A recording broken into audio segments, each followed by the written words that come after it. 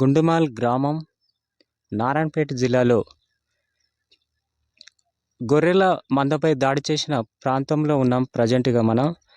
ఇక్కడ ఇదే ప్రాంతంలో చిరుత సంచరిస్తూ ఇటు నుంచి తీసుకొని వెళ్ళి అది ఇటు కొండపైకి వెళ్ళిందని సమాచారం. ఈ ప్రాంతంలోనే సంచరిస్తున్నట్టు మనకు ఆనవాళ్ళు. ఇక్కడ ఉన్న ఈ చుట్టుపక్కల ప్రాంతంలో ఇక్కడ లోపలికి పడేసినట్లు మనకు సమాచారం. ఇక్కడ దూర ప్రాంతం నుంచి ఇటు అడవి ప్రాంతంలోకి ప్రవేశించి ఇక్కడే అది సంచరిస్తున్నట్టు సమాచారం వినిపిస్తూ ఉంది చుట్టుపక్కల. అది వెల్కమ్ టు టిఆర్ న్యూస్. ఈరోజు గుండుమాల్ గ్రామంలో చిరుతపులి సంచరిస్తుందని, ఇక్కడ గొర్రెల మందపై దాడి చేసిందనే విషయం తెలిసిందే. కాబట్టి మనం ప్రత్యక్షంగా గొర్రెల కాపరితో ఉన్నాము. అక్కడ ఏం జరిగిందనే విషయాన్ని అడిగి తెలుసుకుందాం. ఇప్పుడు మీరు గొర్రెలకు అక్కడ మీరు కొత్తన అక్కడ వాళ్ళ వేసి వాళ్ళ నైట్ 8:30 అయింది. 8:30 తర్వాత వచ్చి తీసుకొని పోయింది. మేము చూసినాం. అది చూసినంటే మళ్ళీ నింకితే దొరకలేదు. 2 గంటలకు మళ్ళీ వెళ్ళినాం. 2 గంటలకు వెళ్తే మేక ఒకటి దొరికింది.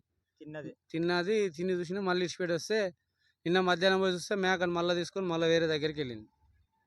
అదే పెద్ద మేకనే. పిల్లలు కూడా దానిలో పిల్లలు కూడా బయట పడ్డాయి. అది ఇప్పుడే కొత్తగా ఇన్ని రోజుల నుంచి లేదు. ఈ రోజు మొన్న నైటే గుండుమాల్ ప్రాంతంలో అయితే ఇప్పుడు మీరు అక్కడ నుంచి అక్కడ నుంచి వెళ్ళి మీరు చూసి దారి వెళ్ళాము. ఇక దారి రూట్ మార్చి అక్కడ నుంచి వేరే మళ్ళీ వచ్చి దాడి చేస్తా అన్నట్లు మళ్ళీ ఇక్కడ వచ్చాము.